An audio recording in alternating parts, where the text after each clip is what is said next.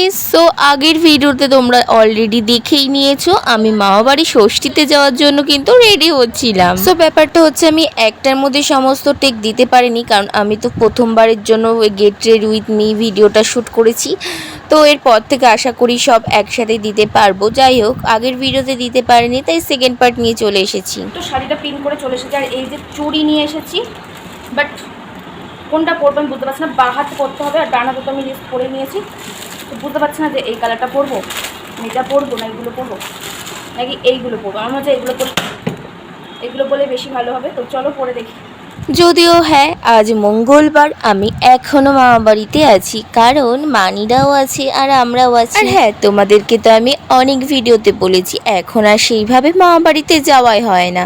তো যাই হোক, যেহেতু জামাই ষষ্ঠীতে এসেছি আর প্রায় কিন্তু 3 দিন রয়েও গেছি মামা বাড়িতে। আচ্ছা, এইবার বলো তো তোমরা কারা কারা এই সোনাঝুরি হাটের চুড়িগুলো পরতে ভালোবাসো? আমার না শাড়ি, কুর্তি, চুড়িদার সব কিছুর সাথেই মনে হয় আমি এই চুড়িগুলো পরে নিই। আমার না ভীষণ ভালো লাগে। আর হ্যাঁ, আমাদের বনগাঁতে যখন মেলা হয়েছিল তখন কিন্তু সোনাঝুরি হাটের একটা চুড়ির সেটের দোকান বসেছিল, যেগুলো ছিল হ্যান্ডমেডের।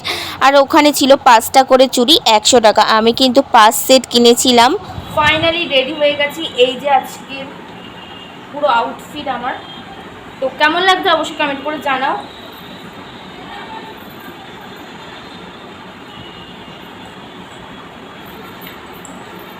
এই তো হয়ে গেছি, এবার ভাবছি কিছু একটা বাদ চলে যাচ্ছে। তো এই যে আমার মোস্ট ফেভারিট যেসব সানগ্লাসগুলো, তো আমি কোনটা পরবো আমি নিজেও বুঝতে পারছি না। তো চলো পরে দেখি কোনটা বেশি ভালো লাগছে। এটা তো পুরো কালা চশমা লাগছে। তো যাই হোক, এবার এটা ট্রাই করে দেখি। এটাও খারাপ লাগছে না, এটাও ভালো লাগছে। তো এই 4টে হচ্ছে আমার মোস্ট ফেভারিট সানগ্লাস। কোনটা ভালো লাগছে আমি তো নিজেও বুঝতে পারছি না। বাই দ্য ওয়ে, যখন সোনাঝুরি হাটের চুড়ি পরেই নিয়েছি, তাহলে এবার বলো শান্তিনিকেতন, বোলপুর, সোনাঝুরি হাট ওইসব সাইড থেকে কারা কারা দেখছো আমার এই ভিডিওটা অবশ্যই কমেন্ট করে জানিও। এবার চলো তোমাদের সাথে একটা কথা শেয়ার করি। আমি চাইলেই তোমাদের সাথে গেট রেডি ভিডিও শেয়ার করতে পারি, কিন্তু ব্যাপারটা হচ্ছে আমি তো সব জায়গায় সেরকম একটা সাজিই না। আমি সবসময় সিম্পল লুক ক্রিয়েট করি, আর আমার সবসময় সিম্পল মানে সাধারণভাবে থাকতেই ভালো লাগে। তার জন্য কিন্তু অতটাও সাজি নেই। যেমন ধরো শাড়ি পরেছি মেকআপ ছাড়াই, তো এরকম। তো আমি যদি নাই সাজি, তাহলে get ready with me video share কিভাবে করব তোমাদের সাথে?